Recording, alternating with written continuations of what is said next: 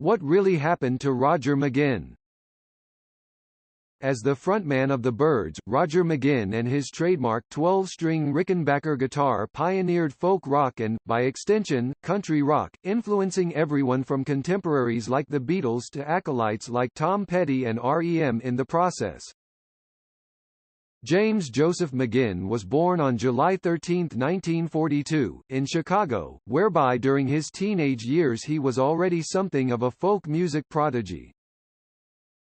Roger studied at Chicago's Old Town School of Folk Music and learned to play the 5-string banjo and continued to study guitar. He performed at coffeehouses and became a sideman. McGuinn moved to Los Angeles, California, and met the other members of the Byrds. McGuinn became a songwriter at Bobby Darin's TM Music. Roger developed two guitar playing styles which included the jingle jangle.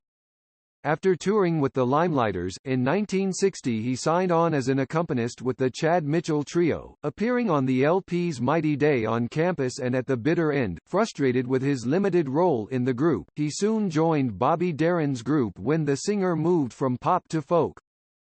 After appearing on sessions for Hoyt Axton, Judy Collins, and Tom and Jerry, soon to be known as Simon and Garfunkel, McGuinn began playing solo dates around the Los Angeles area, where he soon formed the Jet Set with area musicians David Crosby and Gene Clark.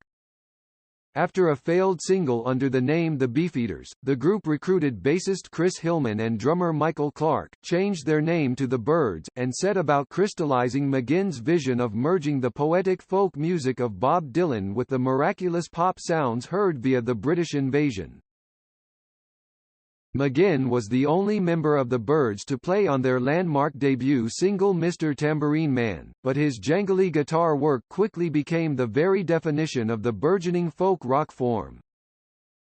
Still, despite the Byrds' immediate success, both commercially and critically, the group was plagued by internal strife, and following the release of their 1968 country rock breakthrough Sweetheart of the Rodeo, McGuinn was the only founding member still in the band.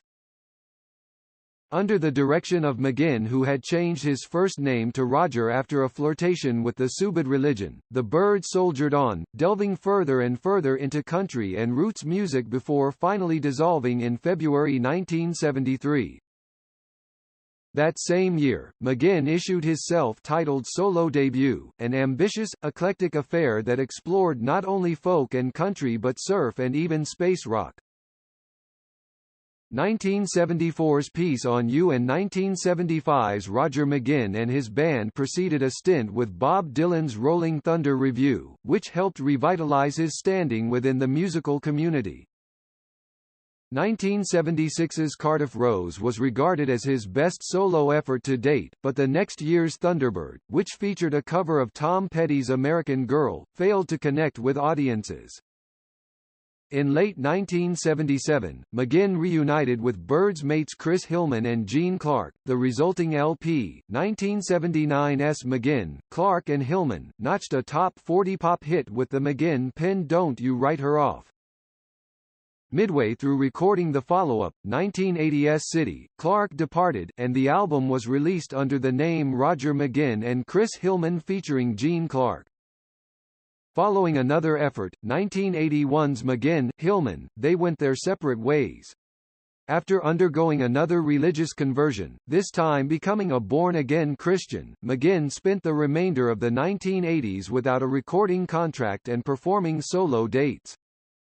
The appearance of a faux Byrds led by Michael Clark prompted McGuinn to reform the group with Hillman and David Crosby in 1989, resulting in a series of club performances, an appearance at a Roy Orbison tribute, and a handful of new recordings for inclusion on a box set retrospective.